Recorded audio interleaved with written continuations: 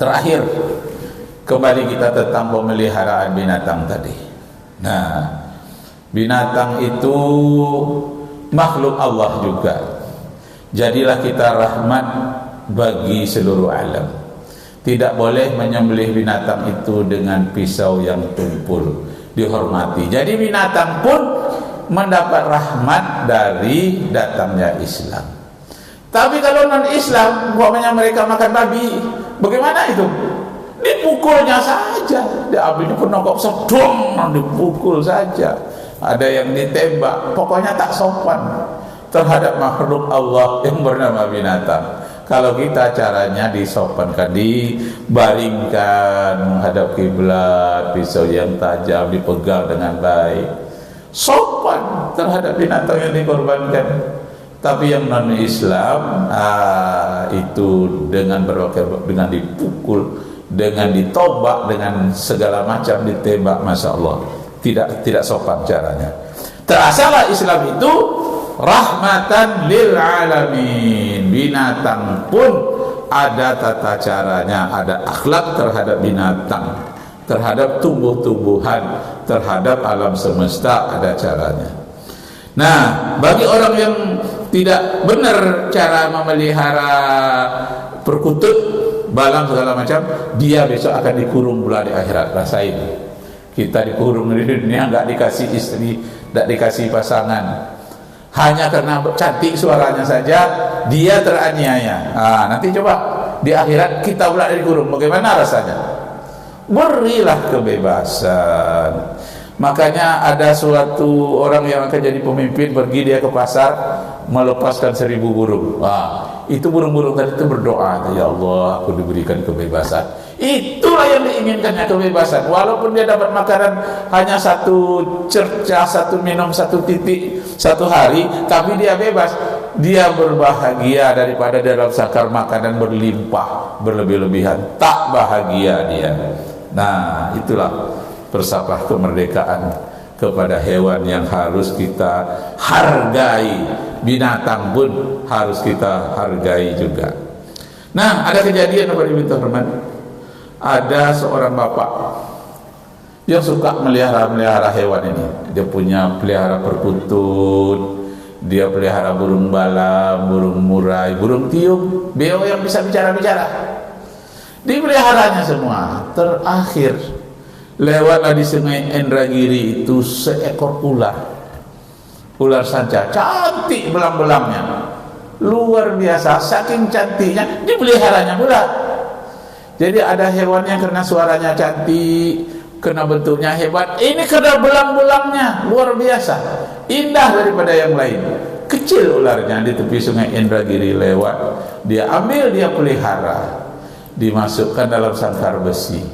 Sangkar besi itu kekecilan, dia tukar lagi sangkar besi yang besar. Dari tahun ke tahun dia pelihara, rupanya dikasih makan tikus, dikasih makan ayam. Kadang-kadang anak kambing yang mati dikasih, menjadi besarlah dia dari tahun ke tahun.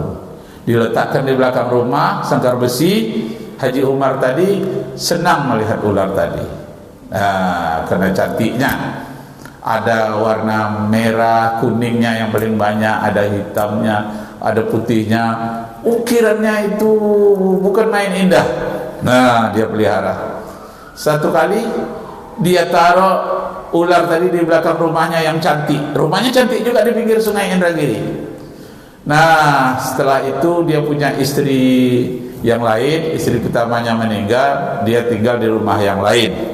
Tapi ular tadi tetap tinggal di rumah itu.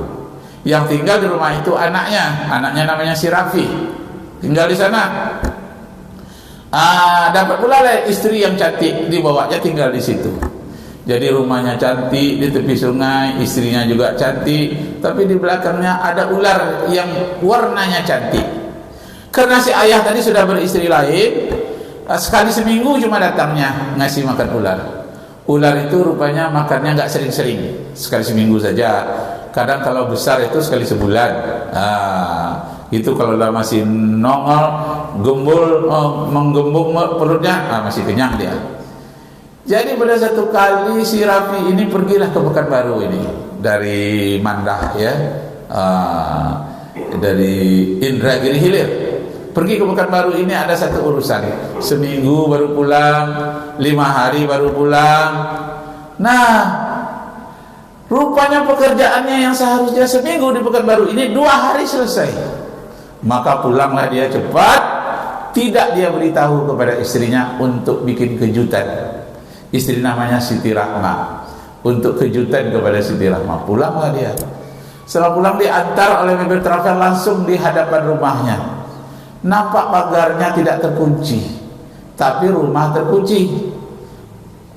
Masuk dia dari belakang, kemudian lihat ada makanan terhidang masih segar, tapi nggak ada orang yang menyentuhnya. Ada minuman kopi tinggal di situ, mau juga sudah dingin kopinya, nggak ada yang minum. Dipanggillah istrinya, Siti Rahma, di manakah dikau berada?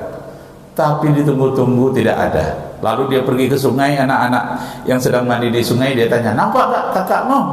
Siti Rahma nggak nampak. Di kedai ditanya, nggak nampak. Sudah 2 hari nggak nampak. Sudah tuh pergi lagi ke pasar, ditanya, nggak nampak. Lama-lama dia pergi ke belakang, nampaklah ular tadi.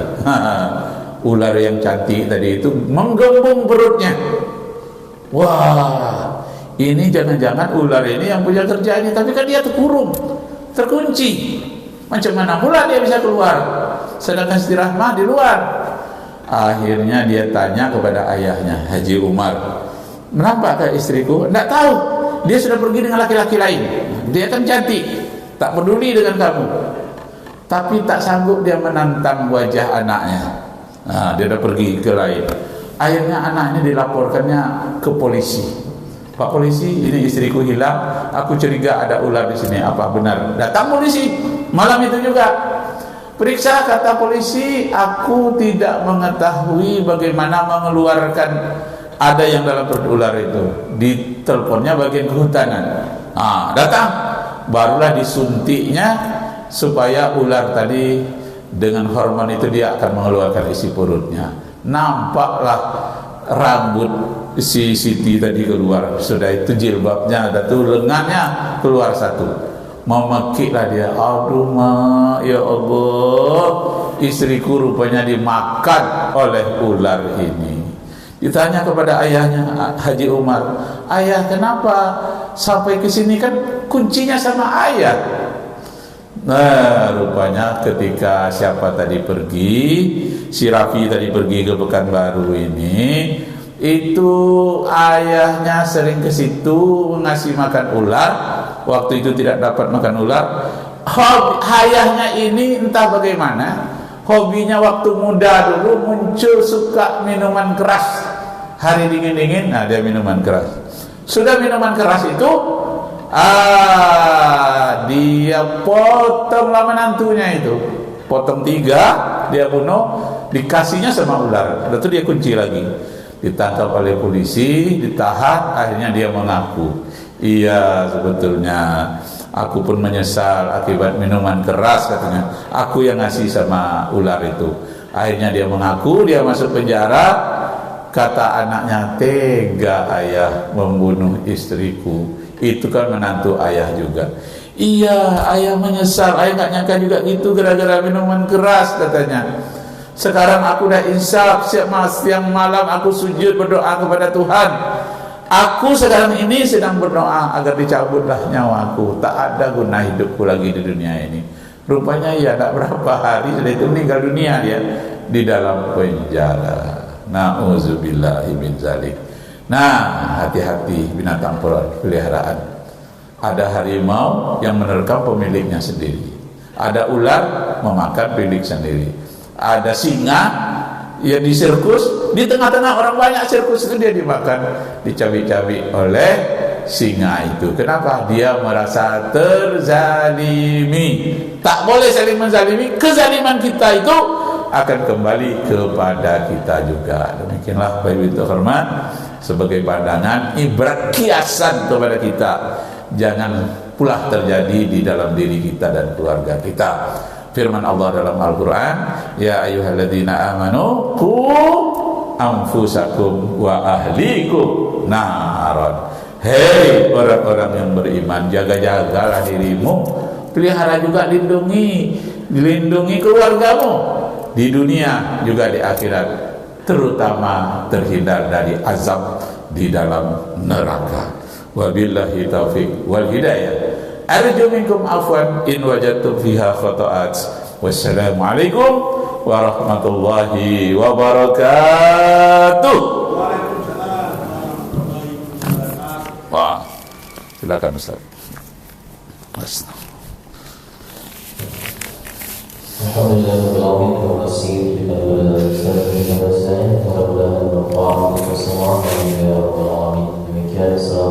warahmatullahi wabarakatuh. Waalaikumsalam warahmatullahi wabarakatuh.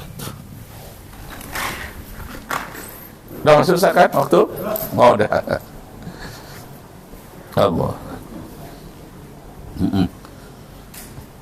Waktu makin copek ini Pak Imam ya? Iya. Oh iya, makin copek.